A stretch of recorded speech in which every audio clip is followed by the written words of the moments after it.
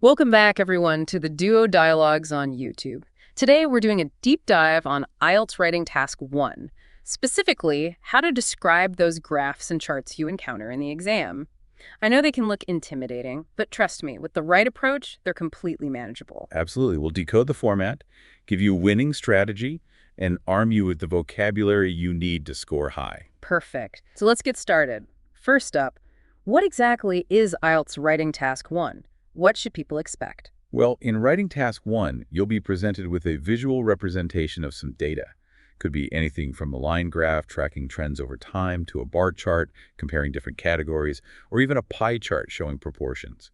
You might also see tables, maps, or process diagrams. Right, like those flowcharts that show the steps in a process. Exactly. And you'll have 20 minutes to analyze this visual and write a report summarizing the key information in at least 150 words. Okay, so 20 minutes to figure out what the visual is about, pick out the important details, and write it all up clearly. That sounds like a lot to do. It is. But don't worry, having a solid structure is your secret weapon here. We recommend breaking your answer down into 4 paragraphs. 4 paragraphs. Okay, I'm listening. Tell me more. So paragraph 1 is your introduction. Say clearly what the graph or chart is showing. Be direct and to the point. For example, you could say, the line graph illustrates the changes in global temperature between 1900 and 2020. Got it. Short and sweet. What about the next paragraph? The second paragraph is where you provide an overview, a summary of the main trends you observe. Think about the big picture.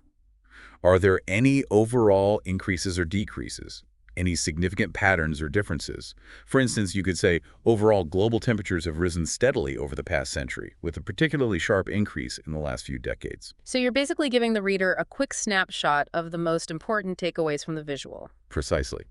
And then you move on to the detailed paragraphs, paragraphs 3 and 4.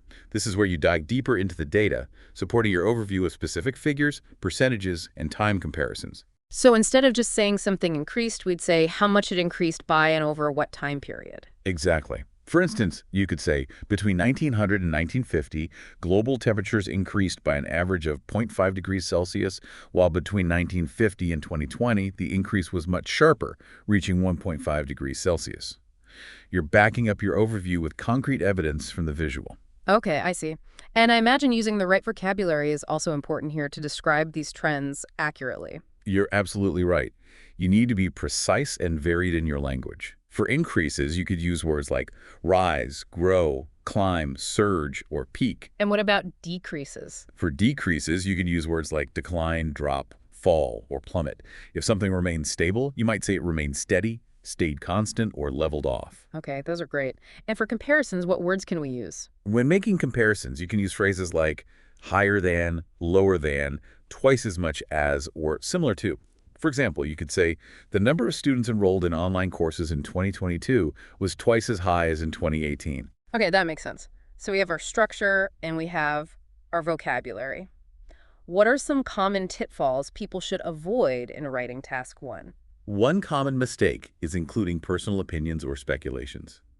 Remember, you're simply describing the data presented in the visual.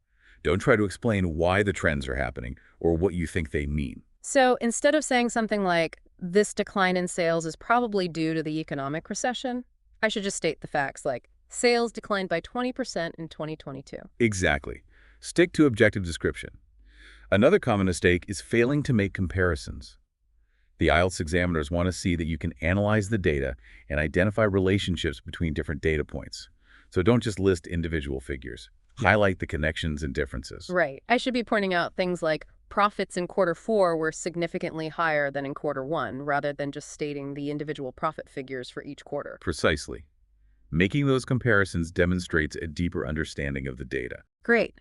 So to recap, for IELTS Writing Task 1, remember to stick to the 4-paragraph structure, use accurate and varied vocabulary, be objective in your description, and make sure to highlight those comparisons. And with practice, you'll become more confident and efficient in analyzing these visuals and crafting clear and concise reports. Absolutely.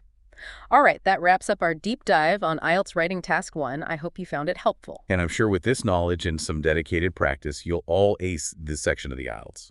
Thanks for joining us, everyone, and stay tuned for more episodes of the Duo Dialogues.